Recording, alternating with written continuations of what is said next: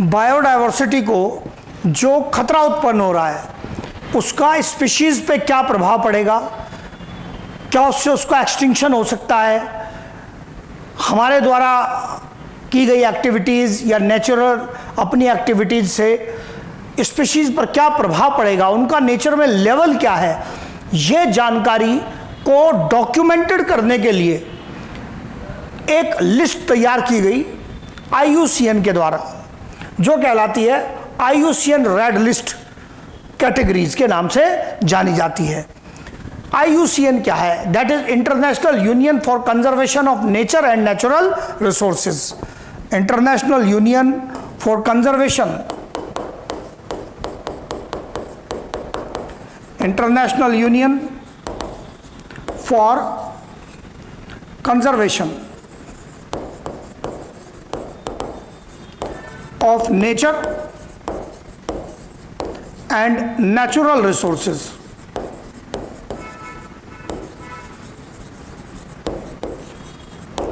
ये एक इंटरनेशनल संस्था है, international union for conservation of nature and natural resources known as IUCN। ये एक लिस्ट तैयार करती है जो कहलाती है IUCN रेड लिस्ट कैटेगरीज। इसमें उन स्पीशीज को रखा जाता है जिनके को एक्सटिंक्शन का खतरा है। हाँ, इसमें वो भी आती हैं जो एक्सटिंक्ट हो गई, लेकिन ज्यादा महत्व उनका नहीं है जो एक्सटिंक्ट हो गई। प्लस करके आ जाए, बोथ आ जाए तो ठीक है, नहीं तो एक आंसर देना पड़े तो पहले महत्व दिया जाएगा किसको? जिनको एक्सटिंक्शन का खतरा है, क्योंकि जो एक्सटिंक्ट होगी उनके बारे में हम क्या कर सकते हैं, बट जिनको खतरा है उनको तो बचाने की चर्चा कर सकते हैं ना, तो इसको महत्व ज्यादा दिया जाएगा IUCN रेड लिस्ट के अंदर। ये IUCN रेड लिस्ट किस चीज में पब्लिश होती है? वो कहलाती है रेड डाटा बुक। डायरेक्ट बनने वाले क्वेश्चन है, सिंपल शॉर्ट लेकिन सटीक बनने वाले क्वेश्चन हैं इस पोर्शन में। ये रेड डाटा बुक में पब्लिश होती है। हम ये काम कर क्यों रहे हैं, क्यों लिस्ट बना रहे हैं, कौन किसको खतरा है, कौन खत्म हो गया, ये लिस्ट तैयार करने से क्या फायदा है? एक तो दुनिया में अवेयरनेस पैदा करनी है कि बायोडायवर्सिटी को खतरा पैदा हो रहा है, अवेयरनेस पैदा करनी है। दूसरा, किसकी संख्या कम है, किसकी संख्या ज्यादा है, उनको कंजर्व करने के लिए क्या प्रोग्राम बनाने पड़ेंगे गवर्नमेंट्स को, इसके लिए डॉक्यूमेंट्स चाहिए।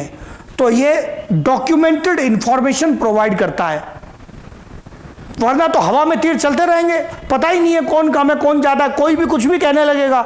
डॉक्यूमेंटेड इंफॉर्मेशन नहीं होगी तो ये लिस्ट प्रोवाइड करती है कि किसको कम खतरा है, किसको ज्यादा खतरा है, डॉक्यूमेंटेड इंफॉर्मेशन है।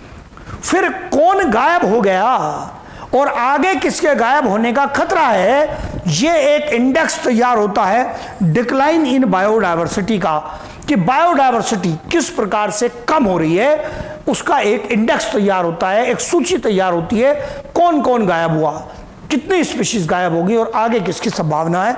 So awareness, documented information and index of decline in biodiversity.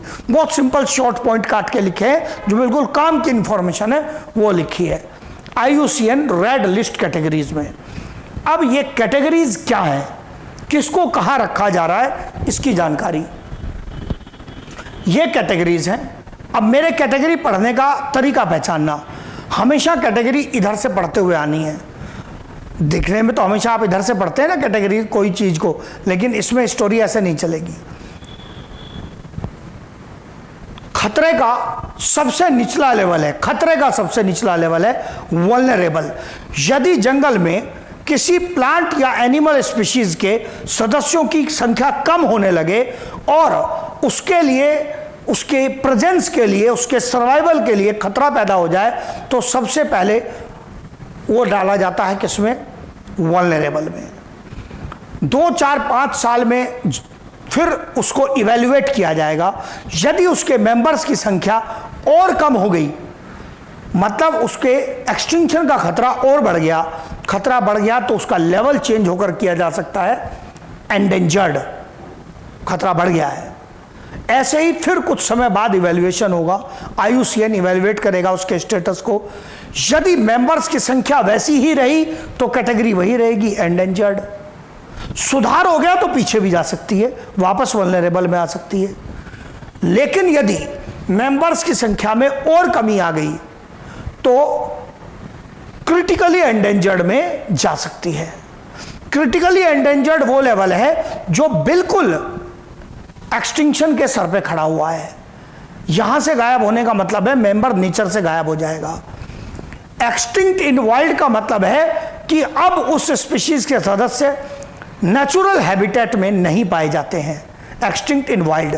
लेकिन हो सकता है कुछ मेंबर कहीं पर जू में हो, प्लांट है तो बोटनिकल गार्डन वगैरह में हमने कहीं रखा हो, वो कहलाता है एक्सटिंक्ट इन वाइल्ड। और अगर खाली एक्सटिंक्ट लिखा है कैटेगरी में तो मतलब अब उसका कोई लिविंग मेंबर नहीं है। एक बार समझाया, फिर आऊंगा वापस उधर से ही। क्रिटिकली एंडेंजर्ड का मीनिंग बनता है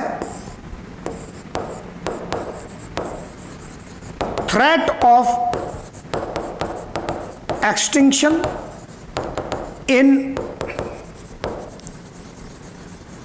इमीडिएट फ्यूचर। जो अंग्रेजी लिख रहा हूं वो भी ऐसे कैसे रट के याद रखनी है। इमीडिएट फ्यूचर मतलब तुरंत भविष्य में एक्सटिंक्ट होने का खतरा है तो क्रिटिकली एंडेंजर्ड है।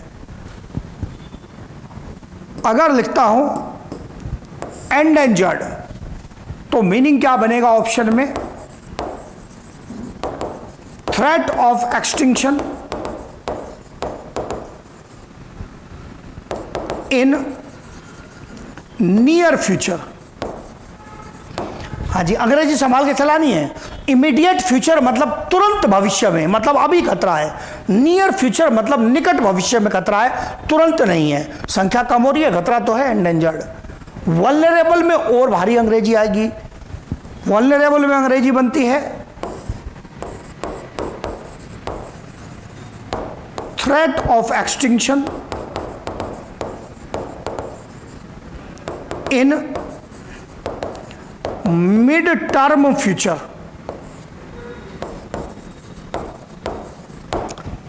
अंग्रेजी में मिड टर्म फ्यूचर का जो समय होता है, इस शब्द का अर्थ वो नियर फ्यूचर, निकट भविष्य से भी दूर। मध्यम भविष्य मतलब वो और दूर है, तुरंत। निकट भविष्य है, मध्यम। तो ये जो है तुरंत, निकट और मध्यम में तुरंत वाला क्रिटिकली एंडेंजर्ड, और जो निकट भविष्य में नियर फ्यूचर वाला एंडेंजर्ड। वल्नरेबल में संख्या को खतरा तो है लेकिन अभी तुरंत नहीं है, बहुत मध्यम भविष्य में समय लगेगा। इन तीनों को एक साथ मिलाकर, क्योंकि कुछ ना कुछ खतरा तो है ही ना, इन तीनों को एक साथ मिलाकर बोलते हैं थ्रेटेंड का ग्रुप है, खतरा है। आप तुरंत कहेंगे इनका मीनिंग क्या हुआ और ये थ्रेटेंड में क्यों नहीं है? एक्सटिंक्ट इन वाइल्ड का मीनिंग बनता है not found in natural habitat. यदि किसी स्पीशीज के सदस्य नेचुरल हैबिटेट में ना पाए जाते हों लेकिन कहीं ना कहीं ह्यूमन प्रोटेक्शन में होंगे, वो कहलाता है एक्सटिंक्ट इन वाइल्ड। जंगल में नहीं है, नेचुरल हैबिटेट में नहीं है। और अगर खाली एक्सटिंक्ट लिखा है तो इसका मतलब बनता है नो लिविंग मेंबर। उसका अब कोई लिविंग मेंबर है ही नहीं। ये कैटेगरीज है, उधर से याद करनी है। Vulnerable, endangered, critically endangered, extinct in wild and extinct, उधर से चलते आना है। खतरा उधर से बढ़ते आ रहा है। फिर इनमें अगर कुछ मैं इंपॉर्टेंट एग्जाम्पल लिखूं,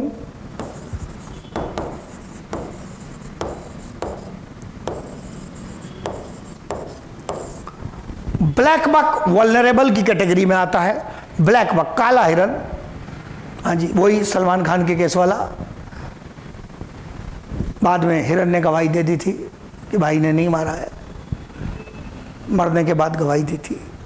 वल्नरेबल, ब्लैक बक, ये प्रोटेक्टेड एनिमल है, वल्नरेबल की कैटेगरी में आता है। इंपॉर्टेंट एग्जांपल इंडिया के संदर्भ में दे रहा हूं। एंडेंजर्ड में टाइगर एंडेंजर्ड में आते हैं। क्रिटिकली एंडेंजर्ड में एग्जाम्पल दिया,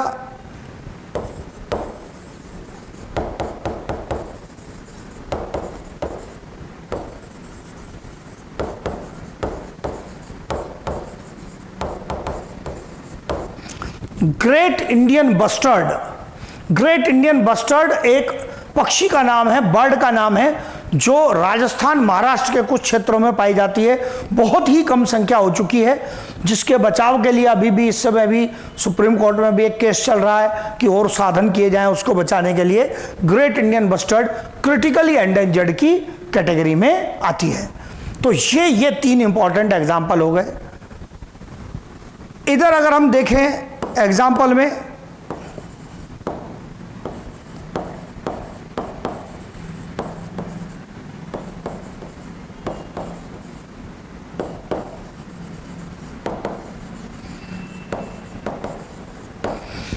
Panthera leo trinomial system use हो रहा है। पैंथेरा लियो एक सब स्पीशीज है, एक प्रकार के लॉयन की, जो एक्सटिंक्ट इन वाइल्ड की कैटेगरी में आती है। सारे लॉयन की बात नहीं कर रहा हूं, उस पर्टिकुलर सब स्पीशीज की बात कर रहा हूं।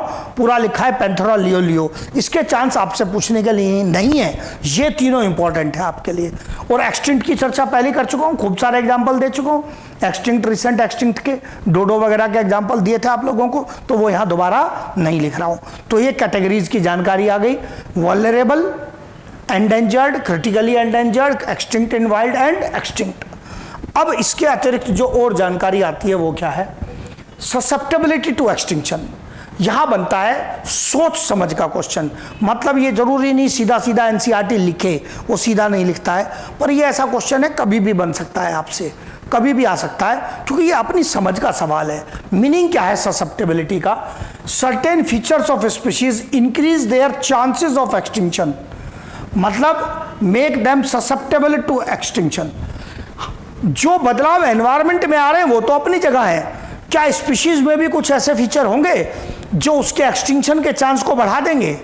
यस, स्पीशीज के भी फीचर होते हैं, उस पर सवाल बन सकता है। जैसे पहला फीचर लिया large body size. Large body size में क्या समस्या आएगी? मोर फूड रिक्वायर्ड होगा, मोर फूड डिमांड होगी। जरा सी भी नेचर में भोजन की कमी आ गई तो इसको समस्या आएगी। जैसे टाइगर, एलिफेंट। टाइगर को भी काफी भोजन चाहिए, मांस जो चाहिए, काफी गुड अमाउंट में मांस चाहिए उसको। एलिफेंट बहुत ज्यादा पेड़ पौधे पत्तियां चाहिए खाने के लिए। तो ऐसी स्थिति में जरा सी भी मुसीबत नेचर में आएगी तो ये पहले चपेट में आएंगे। Feeding at higher trophic level. Higher trophic level पर फीड करने का मतलब, जैसे आप कहते हैं ना हायर ट्रॉफिक लेवल, जैसे आपने कहा ग्रास,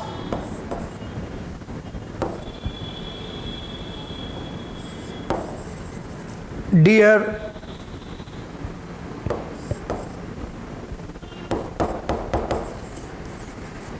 फिर टाइगर। ज्यादा लंबी कहानी नहीं लिखी है। ये इसका ट्रॉफिक लेवल 1 है, ग्रास का T1 लिखा। Trophic level 1, trophic level 2, trophic level 3। जितने हाई ट्रॉफिक लेवल पर ऑर्गेनिज्म होगा उतनी अवेलेबल एनर्जी कम होगी, उतना अवेलेबल भोजन कम होगा। इधर लिखा एट हायर ट्रॉफिक लेवल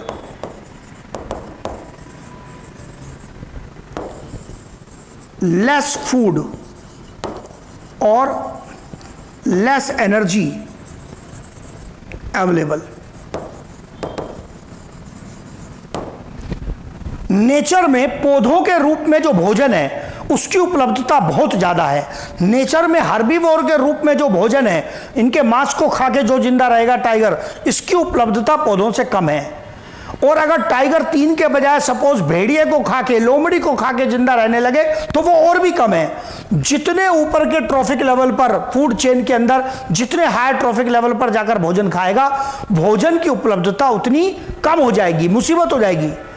तो ऑर्गेनिज्म जितने हाई ट्रॉफिक लेवल पर होगा उसको उपलब्ध भोजन उतना कम हो जाएगा, और भोजन कम हो जाएगा तो वही मुसीबत, जरा सी प्रॉब्लम आते ही सिस्टम में उसको भोजन नहीं मिलेगा। अब टाइगर तो इससे नीचे का भोजन खा भी नहीं सकता, मैंने तो मिनिमम लिखा है। हर्बीवोर को तो खाएगा ही, घास तो खाता नहीं है टाइगर। घास खा लेता तो फिर तो समस्या ही नहीं थी, घास की कोई कमी नहीं है। लेकिन हिरन को खाएगा या दूसरे हर्बीवोर को खाएगा तो उसमें संख्या, मात्रा भोजन की, भोजन का ऑर्गेनिक मैटर घास से तो कमी है ना बहुत। तो इसका मतलब ये जितने हाई ट्रॉफिक लेवल पर जाएंगे भोजन की उपलब्धता उतनी कम हो जाएगी। इसलिए हायर ट्रॉफिक लेवल वाले को समस्या है। इसलिए नेचर में टाइगर बहुत कम है, हिरन उससे बहुत ज़्यादा है, और घास का बहुत ही ज़्यादा है। तो इसका मतलब निचले ट्रॉफिक लेवल पर जो है उसका सर्वाइवल उतना बेटर है। लो रिप्रोडक्शन रेट लिखते ही समझ जाओगे। संख्या यदि कम हो गई, सूखा पड़ गया, आग लग गई, कुछ मेंबर मर गए और रिप्रोडक्शन रेट अच्छा है तो दोबारा से रिकवर कर जाएंगे। और लेकिन अगर संख्या कम हो गई और रिप्रोडक्शन रेट भी कम है, अगेन वही एग्जांपल लिए, टाइगर में भी रिप्रोडक्शन रेट कम है, एलिफेंट में भी रिप्रोडक्शन रेट कम है, इनके लिए रिकवर करना बहुत ही मुश्किल काम है। फिक्स्ड माइग्रेटरी रूट, रूट मतलब मार्ग, रास्ता, एक ही रास्ते से माइग्रेशन करके जाना। इसमें समस्या क्या है? शिकार होने के, हंटिंग होने के चांस बहुत ही बढ़ जाएंगे, ह्यूमन के द्वारा भी, और जो नेचुरल प्रेडेटर है उनके द्वारा प्रेडेशन के भी चांस बढ़ जाएंगे। वो भी तो वहीं घात लगा के बैठे रहते हैं ना। कई बार आप देखते हैं डिस्कवरी चैनल वगैरह में, कोई नदी को एक पर्टिकुलर मौसम में जानवरों का झुंड पार कर रहा है तो सारे मगरमच्छ वहीं आके इकट्ठा हो जाते हैं जहाँ से झुंड पार कर रहा है। उनको पता है इस मौसम में यहाँ से जानवर जाएंगे, किसी की तो टांग हाथ में आएगी। तो इसका मतलब निश्चित मार्ग से, एक ही मार्ग से माइग्रेशन करके जाने में भी खतरा बढ़ जाता है। Chances of hunting and predation increased. Example में फिक्स्ड माइग्रेटरी रूट में, जैसे हमने माइग्रेशन में बात की थी साइबेरियन क्रेन की, इसी एग्जाम्पल में आती हैं वेल। ये दो इंपॉर्टेंट एग्जाम्पल्स हैं। एक और बर्ड आती है होपिंग क्रेन, निश्चित मार्ग से माइग्रेट करती हैं और इसमें समस्या आएगी इनको, इनकी हंटिंग। बच्चे कहते हैं सर वेल, हाँ जी, ह्यूमन बींग्स वेल का भी शिकार कर देते हैं। पहले से अगर पता हो इस रास्ते से होकर वेल जाएगी तो जाल लगा देते हैं बड़े बड़े और फंस जाती हैं उसमें, मारी जाती हैं फिर। तो ये माइग्रेटरी रूट का पता होना, अदरवाइज ऐसे समुद्र में जाके तो वेल को हंट करना बहुत मुश्किल है। पर अगर पहले से पता है यहाँ से माइग्रेशन करके इनका ग्रुप जाएगा तो इसकी भी हंटिंग हो जाती है। और पांचवा पॉइंट, पुरानी कहानी अपनी, एंडेमिज्म। अगर स्पीशीज का डिस्ट्रीब्यूशन किसी एक ही निश्चित एरिया में है, दूसरे क्षेत्रों में नहीं पाई जाती है तो भारी खतरा है, क्योंकि अगर उस एक जगह समस्या पैदा हो गई तो वहां से गायब होने का मतलब है दुनिया से गायब, एक्सटिंक्शन हो जाएगा। Species distribution endemic, that is limited to a particular area only. केवल एक ही एरिया में अगर स्पीशीज पाई जाती है तो खतरा है। एक एरिया से गायब होने का मतलब है दुनिया से गायब। जैसे अगर गायब वाले का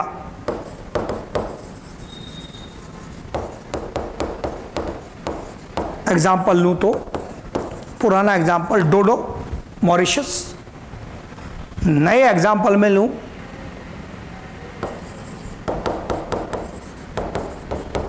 लेकिन खतरा हो सकता है कंगारू, ऑस्ट्रेलिया। एक ही जगह पाए जाने में खतरा है। यदि वहां का एनवायरनमेंट कुछ चेंज हो गया और वो एरिया सुटेबल नहीं रहा या ह्यूमन बींग्स ने ज़्यादा किलिंग कर दी, कोई भी कारण हो गया, तो वहां से गायब होने का मतलब है दुनिया से गायब। तो ये आ गया ससेप्टेबिलिटी टू एक्सटिंक्शन। तो हमने कैसे बायोडायवर्सिटी को नुकसान हो रहा है वो पढ़ लिया, उससे स्पीशीज लॉस से रिलेटेड जो पॉइंट है, कैटेगरीज है, ससेप्टेबिलिटी है, वो पढ़ लिए। भी आगे जो नंबर आएगा वो आएगा कि इसको बचाना कैसे है। बायोडायवर्सिटी को होने वाले डैमेज की जानकारी के बाद अब आगे आता है कि बायोडायवर्सिटी का कंजर्वेशन करना क्यों जरूरी है और कैसे करेंगे। दो अलग अलग मुद्दे डिस्कस होंगे। पहले जो हेडिंग स्टार्ट हुआ हमारा, बायोडायवर्सिटी कंजर्वेशन, जो नेचर की डायवर्सिटी है उसके कंजर्वेशन के बारे में चर्चा। तो सबसे पहले एनसीईआरटी जो पॉइंट लेता है वो कहता है कि आखिर हम इसे कंजर्व करने में इंटरेस्ट ही क्यों दिखाएं, जो हो रहा है होने दो। तो उसमें आपको वो तर्क देता है, कुछ लॉजिक देता है कि आखिर इसको बचाना क्यों जरूरी है, और हमें एनसीईआरटी के आर्ग्यूमेंट को पहचानना है। टारगेट सिंपल है, क्वेश्चन ठीक होना चाहिए हमारा। कहता है कि रीजंस बताओ हमें कि क्यों, किस कारण से बायोडायवर्सिटी का कंजर्वेशन महत्वपूर्ण है, क्यों हमारे लिए ये इंपॉर्टेंट इशू है। अब वो उसको अलग अलग हिस्सों में तोड़कर समझाता है। पहला हिस्सा लेता है बायोडायवर्सिटी से रिलेटेड उसकी नैरो यूटिलिटी, उसको कहता है नैरोली यूटिलिटेरियन। मींस यहां कहता है वो कि जो रीजंस है उसमें 3 व्यूज हैं, 3 व्यूज हैं, 3 प्रकार के तर्क हैं बायोडायवर्सिटी के कंजर्वेशन से रिलेटेड। पहला जो आर्ग्यूमेंट आता है that is related to narrow utility of biodiversity, referred as narrowly utilitarian reason for conservation। दोबारा पूरा नहीं लिखा reason for conservation, narrowly utilitarian reason for conservation। Narrow मतलब केवल हम ह्यूमन बींग्स के एंगल से सोच रहे हैं, मतलब जो केवल ह्यूमन वेलफेयर से रिलेटेड बेनिफिट्स हैं, अगर उन आर्ग्यूमेंट्स, उन तर्कों के आधार पर देखा जाए तो वो क्या तर्क है जो हमारे लिए बताते हैं कि बायोडायवर्सिटी हमारे लिए महत्व रखती है। उसके कुछ एग्जाम्पल्स आएंगे आपको। सबसे पहले कहता है एनसीईआरटी कि बायोडायवर्सिटी से हमें फूड मिलता है। आप कहेंगे फूड कैसे मिल रहा है? आप जो आज क्रॉप भी उपयोग कर रहे हैं उनकी सोर्स भी बायोडायवर्सिटी है। जैसे अनाज की फसल है, दाल की फसल है, इनमें हमने कुछ सुधार किया होगा, बट इनकी जो ओरिजिनल सोर्स है वो बायोडायवर्सिटी है। तो यहां इस फूड के लिए एनसीईआरटी कहता है सीरियल्स, पल्सेस, फ्रूट्स। तो इस प्रकार के खाने योग्य पदार्थ हमें इस बायोडायवर्सिटी की वजह से मिल रहे हैं। फिर फायरवुड, जलाने के लिए लकड़ी जंगल से प्राप्त कर रहे हैं हम। आज की डेट में उपयोग बेशक से दुनिया में कम हो गया है, लेकिन दुनिया की हजारों साल की सभ्यताएं इसी जलाने वाली लकड़ी के सहारे चली हैं। खाना पकाया गया है और सर्दी के मौसम में भी उसको जलाने के लिए, गर्मी के लिए भी उपयोग किया गया है। मतलब इतने भारी भरकम उपयोग रहे हैं। फायरवुड भी जंगलों को काटने का बड़ा कारण रहा है। तो ये भी एक सोर्स है इंपॉर्टेंट, जो लाइफ को मेंटेन करने में बहुत ही क्रिटिकल रही है फायरवुड। जैसे हमने कहा आज की डेट में तो हम कुकिंग गैस वगैरह का उपयोग बढ़ गया है, रूम हीटर्स वगैरह, तो इसका रोल कम हुआ है, अच्छा है, फॉरेस्ट के लिए बढ़िया है, लेकिन हिस्ट्री में इसने इंपॉर्टेंट रोल प्ले किया है, एक इंपॉर्टेंट रोल रहा है। फाइबर्स, अगेन फाइबर क्रॉप्स की बात कर रहा है, जो खासकर अगर आप देखेंगे देहात में, ट्राइबल एरिया में रस्सी बनाने के लिए कई प्रकार के पौधों की जो छाल होती है, बार्क होती है, उसका उपयोग किया जाता है। बार्क में फ्लोएम फाइबर्स होते हैं, एनाटॉमी बताती है। तो वो फाइबर्स की सोर्स भी क्या है? कई सारे नेचुरल प्लांट्स हैं। फिर कहता है कंस्ट्रक्शन मटेरियल। कंस्ट्रक्शन मटेरियल से उसका मतलब यहाँ कोई ईंट पत्थर सीमेंट से नहीं है, डाइवर्सिटी की बात हो रही है। जैसे एग्जाम्पल बैम्बू, मैंने कहा ना ये थोड़ा ऐतिहासिक रूप में ले रहा है। फायरवुड का नाम लिया, कंस्ट्रक्शन मटेरियल का नाम लिया। पहले झोपड़ी बनाने वगैरह, मकान बनाने में बैम्बू का और जो टिम्बर है उसका इंपॉर्टेंट रोल रहा है। टिम्बर का तो अभी भी घर मकान में, फर्नीचर में रोल है, बैम्बू का कम हो गया है, लेकिन कंस्ट्रक्शन मटेरियल में भी के लिए भी हमारे लिए यूटिलिटी कहाँ से आ रही है? फॉरेस्ट से आ रही है। वो किसका भाग है? बायोडायवर्सिटी का भाग है। तो ये एनसीईआरटी के पॉइंट्स के एक्सप्लेनेशन हो गए। जब एनसीईआरटी कहता है कंस्ट्रक्शन मटेरियल, तो उसका टारगेट क्या है? बैम्बू एंड टिम्बर मटेरियल है। फिर इंडस्ट्रियल प्रोडक्ट्स के बारे में बात करता है, जैसे टेनिन्स एक प्रकार के केमिकल कंपाउंड होते हैं जो कई प्रकार से इंडस्ट्री में कई दूसरे कंपाउंड बनाने में यूज होते हैं। डाइज कलर कंपाउंड है। आज की डेट में कई सारे सिंथेटिक डाइज भी बन गए, कलर कंपाउंड बन गए, लेकिन पहले तो ज़्यादातर जो कलर उपयोग होते थे, कपड़े में हो या और किसी पर्पज़ के लिए हो, उनकी भी जो सोर्स थी वो नेचुरल सोर्स थी, प्लांट से आते थे। इवन पुराने समय में तो आप देखेंगे, अगर ज़्यादा नहीं तो कुछ 20-30 साल पीछे ही चले जाएंगे, तो होली जैसे त्योहार के भी जो कलर है, उनकी भी जो मेन सोर्स थी वो नेचुरल कलर्स थे। अभी सिंथेटिक का उपयोग ज़्यादा होता है। तो इसका मतलब ये हुआ कि ये टेनिन्स डाइज की बात हो गई। लुब्रिकेंट्स कई प्लांट से हमें प्राप्त होते हैं। यहाँ भी सिंथेटिक आ गए हैं लुब्रिकेंट मार्केट में, लेकिन पहले जो ज़्यादातर लुब्रिकेंट, इवन इंजन्स में लुब्रिकेंट उपयोग होते थे, वो किसी ना किसी प्लांट सोर्स से होते थे। अभी भी बहुत सारे प्लांट्स हैं जो लुब्रिकेंट की सोर्स के रूप में उपयोग होते हैं। खासकर जिन प्लांट्स में आप देखते हैं थोड़ी लार होती है, जैसे अगर आप लोग पहचानते होंगे, एक फली वाला पौधा होता है, दैट इज नोन एज ग्वार। वहां से ग्वार गम नाम का प्रोडक्ट मिलता है। तो वो एक इंपॉर्टेंट लुब्रिकेंट के रूप में काम किया जाता है, ऑयल इंडस्ट्री में काम आता है। तो प्लांट्स इस तरह के प्रकार की सोर्स हैं जो नेचर से हमें प्राप्त होती हैं। रेजिन्स भी एक प्रकार के केमिकल कंपाउंड्स हैं जो अलग अलग कैटेगरी में यूज होते हैं। मेडिसिनल प्रॉपर्टीज वाले भी रेजिन्स होते हैं और कार्बोहाइड्रेट सोर्स के रूप में भी उनका उपयोग किया जाता है। परफ्यूम्स, नेचुरल परफ्यूम्स बहुत सारे जो हम प्लांट से प्राप्त करते हैं और वो हाई कॉस्ट में अवेलेबल होते हैं मार्केट में, तो उनकी भी सोर्स क्या है? नेचर है। इससे किसका वेलफेयर हो रहा है? ह्यूमन का वेलफेयर हो रहा है। जंगल में रहने वाला जानवर तो परफ्यूम लगाने जा नहीं रहा है कि चीता शिकार करने जा रहा था, रास्ते में उसको परफ्यूम का पौधा मिला कि शिकार छोड़ के थोड़ा परफ्यूम के पौधे का आनंद ले लिया जाए, उसको मतलब नहीं है इस बात से। So all these products are being used by humans. ये सब ह्यूमन वेलफेयर के लिए उपयोग हो रहे हैं।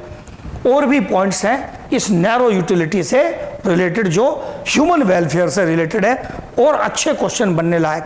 ये ज्यादातर एनसीईआरटी के पॉइंट लिए। अब थोड़ा आगे बढ़ूंगा।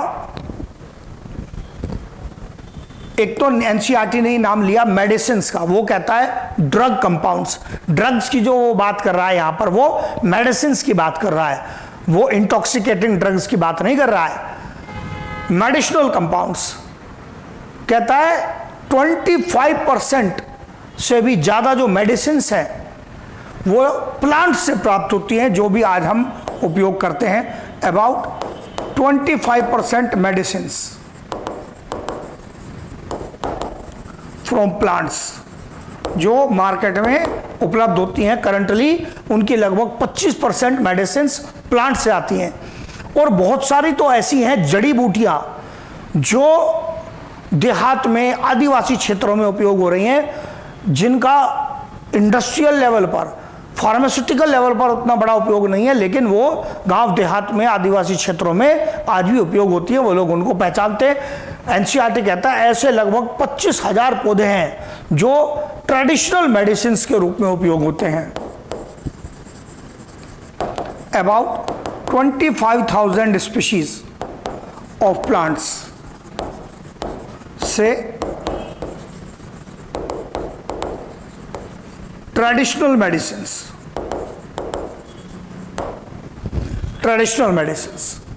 तो ये मेडिसिन और ड्रग्स की बात आ गई। फिर यहां मेडिसिन के आने पर कुछ बच्चे क्या सवाल करते हैं, सर मेडिसिन तो हम जानवर को भी दे सकते हैं। बिल्कुल सही बात है, लेकिन हम कौन से जानवर को मेडिसिन देते हैं? जो हमारा डोमेस्टिकेटेड जानवर होता है, घर में कोई पालतू जानवर है, चाहे कैटल हो, गाय भैंस हो, कुत्ता हो, उसको मेडिसिन देते हैं। वो भी हमारे वेलफेयर से ही रिलेटेड हुआ, क्योंकि वो हमारे लिए डोमेस्टिकेटेड है, वो हमारे लिए उसकी एक वैल्यू है। हम जंगल में जाकर तो पूछते नहीं फिर रहे ना कि लो हम मेडिसिन लेकर आए, बताओ जानवर किसको बुखार है। तो इसका मतलब ह्यूमन वेलफेयर में ही काउंट होगा। जानवर डोमेस्टिकेटेड एनिमल को भी मेडिसिन दी तो ह्यूमन वेलफेयर में ही काउंट होगा।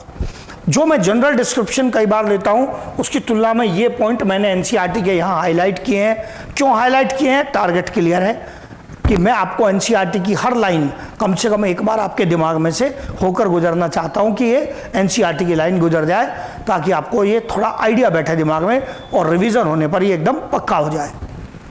फिर ये पॉइंट एनसीईआरटी से अलग हटके लिया, पर है बहुत बढ़िया।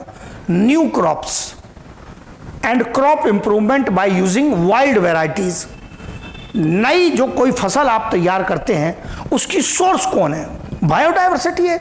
इवन जो आपने ऑलरेडी फसल आप उगा रहे हैं खेतों में, इनको भी आपने कहां से खोजा है? जंगली पौधों से। कैसे इनमें सुधार किया है? जंगली पौधों से क्रॉस करके उनकी जीन्स को इसमें लेकर उससे सुधार किया है। तो न्यू क्रॉप्स भी कहां से आ रही हैं? From biodiversity.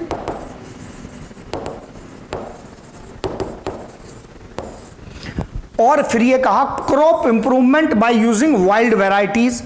जंगली पौधों में रेजिस्टेंस की जीन्स होती हैं। पेस्ट रेजिस्टेंस डेवलप करना है आपको अपने फसल के पौधे में, किससे क्रॉस कराना पड़ेगा? जंगली पौधों से, ताकि पेस्ट रेजिस्टेंस की जीन आपके क्रॉप में आ जाए।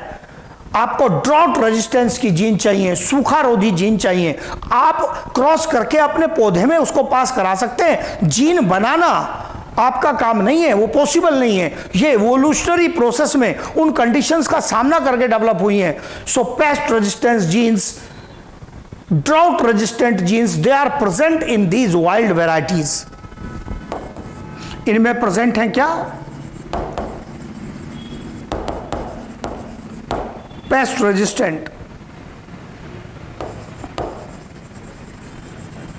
Drought resistant jeans.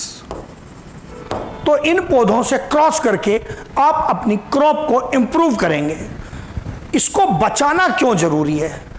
इसलिए जरूरी है कि आज तो आपने अपनी क्रॉप में इंप्रूवमेंट कर लिया, लेकिन अगर ये जंगली पौधे समाप्त हो जाएंगे तो हमारी आने वाली जनरेशन्स कैसे नई क्रॉप डेवलप करेंगी और कैसे उन क्रॉप्स में कोई इंप्रूवमेंट करेंगी? अगर ये जंगली पौधे ही हमने समाप्त कर दिए, जंगल समाप्त हो गए, तो उनके साथ ये जंगली पौधे भी जाएंगे। तो आज जैसे हम साइंटिफिक लेवल पर क्रॉस करके, या अब तो हम एडवांस हो गए, जेनेटिक इंजीनियरिंग के माध्यम से पर्टिकुलर जीन को क्रॉप प्लांट में ट्रांसफर करके क्रॉप को इंप्रूवमेंट करते हैं। पढ़ते हो ना बायोटेक में, जैसे आप वहाँ ठीक है पौधे से नहीं लिया, बैक्टीरिया से ले लिया क्राइजीन, बैसिलियस थुरिंजिएंसिस से, तो इसका मतलब ये सब जो सोर्स हैं ये आपके पास नेचर से आ रही हैं, और नेचर को ही नहीं बचा छोड़ोगे तो ये सोर्स कहाँ से लाओगे? You can use them, you have the ability to use them, but you don't have the ability to create a gene. आप उसको पहचान सकते हैं, उपयोग कर सकते हैं, पर जीन तो इवोल्यूशन से बनी है, उसको क्रिएट करना हमारी क्षमता के बाहर है, हमारी क्षमता में नहीं आता है। फिर यहां एक नोट आया, मैंने कहा ना हमारी फ्यूचर जनरेशन्स, हमने जो आज नहीं किया है लेकिन उसको पहचान के आगे उपयोग किया जा सके, वही कहलाता है bio prospecting.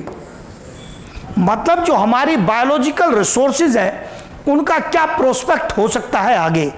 Exploring molecular, genetic and species level diversity. मतलब आपने दुनिया भर में अलग अलग प्रकार के पौधे, एनिमल्स वगैरह, उनके अंदर कैसे केमिकल कंपाउंड्स हैं, मॉलिक्यूलर जैसे मतलब प्रोटीन्स का कैसा टाइप और कितनी मात्रा पाई जाती है। जेनेटिक डाइवर्सिटी पढ़ाया था डिटेल में। एलिलिक वेरिएशन और स्पीशीज लेवल डाइवर्सिटी मतलब variety of species. For products of economic importance, हमारी इकोनॉमिक इंपॉर्टेंस के अलग अलग प्रोडक्ट प्राप्त करने के लिए नेचर में पाए जाने वाले ऑर्गेनिजम्स के मॉलिक्यूल्स की वैरायटी, जेनेटिक वेरिएशन से डेवलप हुए कंपाउंड्स, किससे? Genetic diversity. और एक स्पीशीज से ना मिले तो दूसरे स्पीशीज से कोई कंपाउंड मिले, मतलब स्पीशीज लेवल की डाइवर्सिटी। ये सब का उपयोग करना, ये एक्सप्लोर करने के लिए, एक्सप्लोर करना मतलब हम उसके बारे में पता लगाना चाह रहे हैं ताकि हमारा आगे कोई फ्यूचर बेनिफिट हो सके, इकोनॉमिक बेनिफिट हो सके।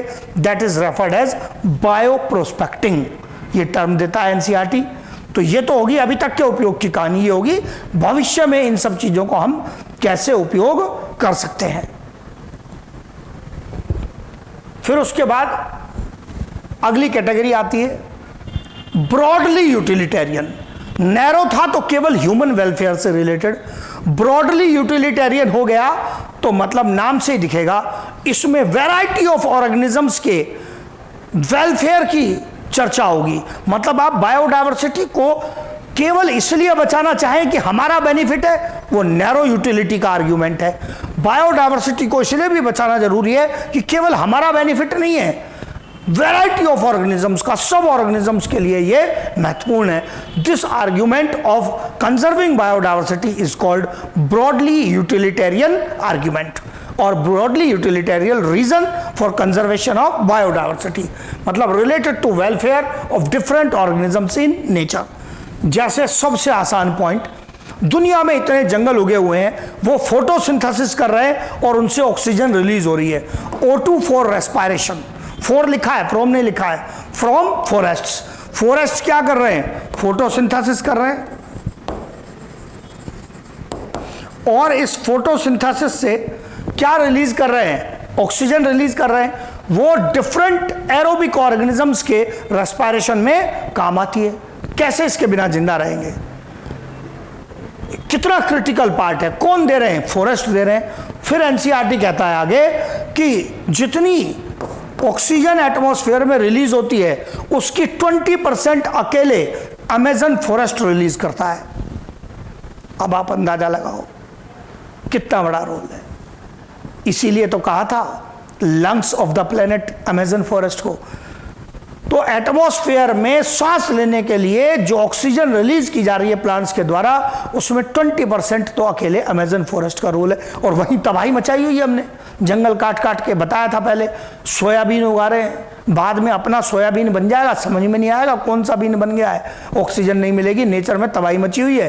तो यहां पर जो केस आता है क्रिटिकल ऑक्सीजन का, लेकिन अब ये तो खाली हमसे रिलेटेड नहीं है ना, ये तो डिफरेंट ऑर्गेनिज्म से रिलेटेड है, ब्रॉड यूटिलिटी। फिर एनसीईआरटी कहता है आपसे, जो मैंने यहां लिखा नहीं है वो आपके समझने की चीज है, कहता है कि क्या आप इसकी कीमत लगा सकते हैं? सांस लेने की कीमत लगाना बहुत मुश्किल काम है। कहता है फिर भी कोशिश करके देखो, आपके अड़ोस पड़ोस में जो हॉस्पिटल हो, जहां अगर कोई पेशेंट आता है और उसको ऑक्सीजन सिलेंडर की जरूरत पड़ती है, तो वो जो सिलेंडर ऑक्सीजन का पेशेंट को दिया जा रहा है उसकी जो कॉस्ट है तब हम पे कर रहे हैं उसको, नेचर हमें फ्री में ही सांस लेने के लिए दे रहा है। तो जब हमारे हॉस्पिटल बिल में सिलेंडर की कॉस्ट जुड़ती है तब हमें समझ में आता है कि नेचर आखिर हमें फ्री में क्या दे रहा है। ये कितनी इंपॉर्टेंट सेवा है जो इकोसिस्टम हमारी कर रहा है, सांस लेने के लिए ऑक्सीजन फ्री में दे रहा है और हम सांस ले जा रहे हैं और सोच रहे हैं हमसे महान कोई नहीं है, हम ही होशियार हैं, बस नेचर कुछ नहीं है। Pollination by insects, birds and other organisms, और भी है, आपको रिप्रोडक्शन का चैप्टर बताएगा। इंसेक्ट, बर्ड के अतिरिक्त कोई चाहे चमगादड़ हैं, बैट हैं, वो भी पॉलिनेशन कर रही हैं। एनसीईआरटी ने भी नाम लिया है यहाँ बैट्स का, इधर ऊपर ऐड कर दिया मैंने। Bats, birds and other organisms. Organism मैंने जानबूझकर लिखा है, इसका रोल है संभलने के लिए, गलती करने से रोकने के लिए। क्या पॉलिनेशन विंड और वाटर से भी हो सकता है? यस, लेकिन क्या वो बायोडायवर्सिटी है? ना, अरे वो तो एबायोटिक फैक्टर है, लिविंग ऑर्गेनिज्म ही नहीं है, काय की डायवर्सिटी। सो क्या सारे पॉलिनेशन करने वाले फैक्टर बायोडायवर्सिटी में काउंट होते हैं? ना, लिविंग ऑर्गेनिज्म होना चाहिए। यहां फिर आपसे कहता है कि अलग अलग प्रकार के इंसेक्ट आपने डिस्कस किए थे पहले, पता रखें, बी, बम्बल बी, वास्प वगैरह, ये जितना पॉलिनेशन कर रहे हैं, बर्ड्स पॉलिनेशन कर रही हैं, ये नेचर में इधर उधर घूमती फिर रही हैं प्लांट्स पर, और इससे प्लांट की रिप्रोडक्शन साइकिल पूरी होगी। प्लांट की रिप्रोडक्शन साइकिल पूरी होगी तो वो भोजन बनाएगा, नए प्लांट उगेंगे और कंज्यूमर्स को भोजन मिलेगा, फूड मिलेगा, ऑक्सीजन मिलेगी। अगर ये पोलिनेशन नहीं होता तो सारी तबाही यहीं मच जाती।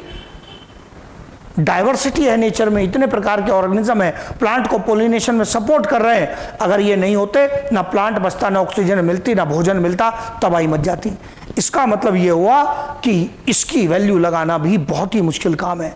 अगर आपको ये काम करना पड़ जाए, ह्यूमन बींग्स को ये काम करना पड़ जाए कि नेचर में जितने फ्लावर हैं, चलो इनका पोलिनेशन करते हैं, बेटा ऐसा उल्लू बनेगा ना, समझ में नहीं आएगा, घन चक्र बन जाएगा।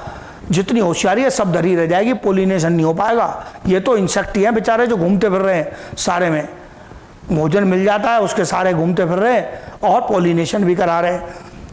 और दूसरे ऑर्गेनिजम्स हैं जो इसमें सपोर्ट कर रहे हैं। इंसेक्ट को ऑब्वियसली सबसे बड़ा रोल। हैबिटेट प्रोवाइड कर रहा है नेचर। जो इतने बड़े बड़े फॉरेस्ट हैं, वो ना केवल भोजन दे रहे हैं बल्कि रहने के लिए जगह दे रहे हैं। वो सुटेबल कंडीशंस तैयार करते हैं जिसमें लार्ज वैरायटी ऑफ ऑर्गेनिजम्स रह सके। They are providing habitat for organisms. ये बहुत important role. Soil formation, nature में जंगली पौधे उगे तब हम फसल उगाएं, तब हर एक को क्या चाहिए? फर्टाइल सॉइल चाहिए। जंगल में सॉइल हमने जाके बनाई थी या माइक्रोब्स ने बनाई थी? माइक्रोब्स ने। डेथ डिकम्पोजिशन उन्होंने चलाया था ना, प्लांट से डेड मटेरियल गिर गया, पत्तियां गिर गई, माइक्रोब्स ने डिकम्पोजिशन किया, उन्होंने सॉइल बना दी और इस सॉइल का मजा सब ले रहे हैं। तो ये सॉइल बनाने में रोल किसका है? नेचर की डाइवर्सिटी का। अपना अपना रोल प्ले कर रहे हैं। प्लांट्स का अपना रोल है, माइक्रोब्स का अपना रोल है। अगर ये रोल नहीं हो तो आपको क्या लगता है हम इतनी खाद उपलब्ध करा देंगे कि जंगल में इतने सारे पेड़ उग जाएंगे? हमसे खेत में खाद बराबर नहीं हो पाती है। तो इसका मतलब फर्टाइल सॉइल बनाने में भी नेचर की डाइवर्सिटी का रोल है। ऑब्वियसली उसमें माइक्रोब्स का इंपॉर्टेंट रोल है, प्लांट्स और माइक्रोब्स का इंपॉर्टेंट रोल है सॉइल फॉर्मेशन में। फिर एक पॉइंट कहता है NCERT, aesthetic pleasure. Aesthetic pleasure, aesthetic शब्द का क्या अर्थ होता है? एस्थेटिक शब्द का अर्थ होता है सजावटी। मतलब एक देखने में सुंदर लगने वाला जो प्लेजर है, जो खुशी है, वो भी हमें नेचर से मिलती है। और खाली हमें नहीं मिलती है, डिफरेंट ऑर्गेनिजम्स को मिलती है। जैसे अगर कहीं बहुत सारे पेड़ पौधे हैं तो उनके बीच में आपको बहुत सारे पक्षी मिल जाएंगे, वहाँ पर पैरट्स आ जाएंगे, कुछ खाने के लिए आए हैं, कुछ पत्तियों के बीच में छिपने के लिए आए हैं, इंसेक्ट आ जाएंगे। तो ये एक एस्थेटिक वैल्यू है नेचर की। आप सोचें कि आप दो दीवारें कंक्रीट की बना के खड़ी कर दें और उस पर आकर बर्ड चहचहाने लगेंगी और वहीं रह जाएंगी, ये नहीं होने वाला है। तो नेचर का एक एस्थेटिक प्लेजर है।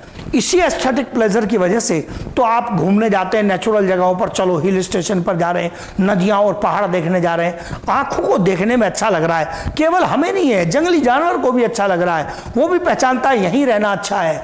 तो नेचर एक एस्थेटिक प्लेजर भी देता है क्योंकि वो हमारी एक इंटरनल टेंडेंसी का भाग है। बेशक से हम हजारों साल से जंगल से बाहर निकलकर अपने शहर बसाकर रह रहे हैं, बट स्टिल हम भूले नहीं हैं कि हमारा ओरिजिनल घर जंगल ही है। सच बोल रहा हूं मैं, इसीलिए तो घूमने जंगल में जाते हैं। चलो ये वाला फॉरेस्ट घूम के आते हैं, टाइगर रिजर्व घूम के आते हैं, नदी पहाड़ झरने देख कर आते हैं, इनका ही महत्व है। मॉल घूम के आके तो 2 दिन में लोग पगला जाते हैं।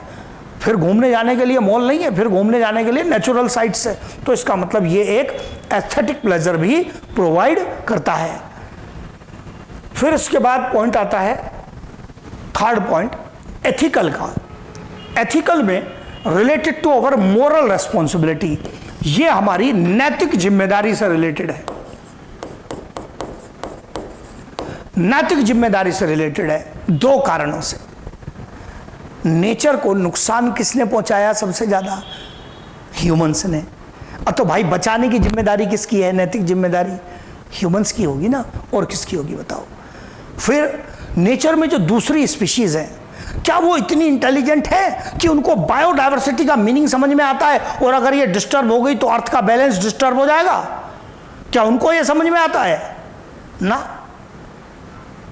उनको थोड़ी ये समझ में आता है, ये तो ह्यूमंस को आता है। तो जिसको समझ में आएगा उसी की तो नैतिक जिम्मेदारी है। इसलिए मोरल रेस्पॉन्सिबिलिटी बन गई हमारी। Every species has its intrinsic value, ये भी नैतिकता से रिलेटेड है। मतलब हम ऐसा ना सोचें कि जो स्पीशीज हमारे काम नहीं आई सीधे तौर पर, इसका क्या रोल है, खत्म कर दो। नेचर में उसकी अपनी आंतरिक वैल्यू है, इंट्रिंसिक वैल्यू है प्रकृति के लिए, नेचर के लिए। हो सकता है वो कोई पॉलिनेशन करती हो, कोई इंसेक्ट स्पीशीज हमारे काम नहीं आ रही है, कुछ और रोल हो, चाहे वो किसी पैरासाइट की लाइफ चलाती हो, किसी ऑर्गेनिज्म के काम आ रही हो, तो उसकी अपनी इंट्रिंसिक वैल्यू है, उसकी अपनी इंट्रिंसिक वैल्यू है। ये कहता है NCERT, though it may not be useful directly for humans. फिर पॉइंट आता है आखिरी में, we must pass a livable earth. ये मैंने थोड़ी इंग्लिश बदल कर लिखी है एनसीईआरटी से, कहना यही चाहता है वो।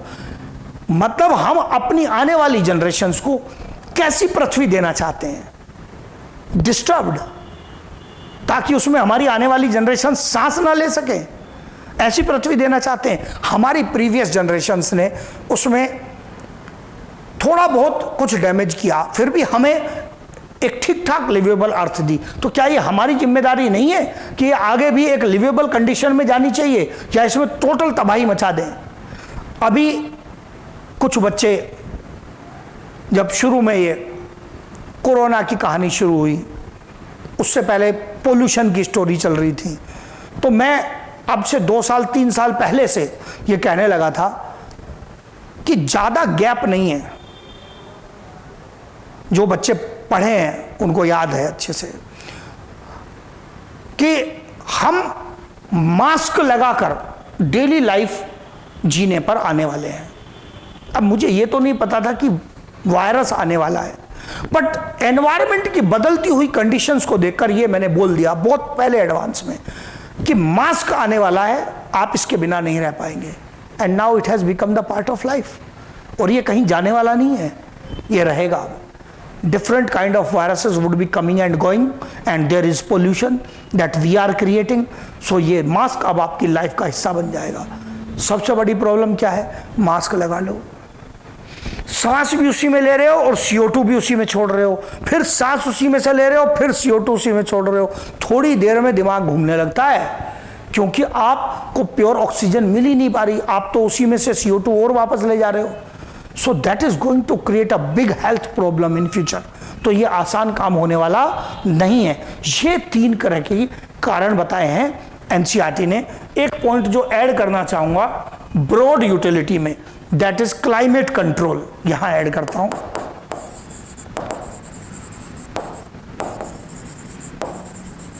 क्लाइमेट कंट्रोल, नेचर में डाइवर्सिटी नहीं होगी तो क्लाइमेट भी डिस्टर्ब होगा, फॉरेस्ट नहीं बचेंगे, क्लाइमेट डिस्टर्ब होगा।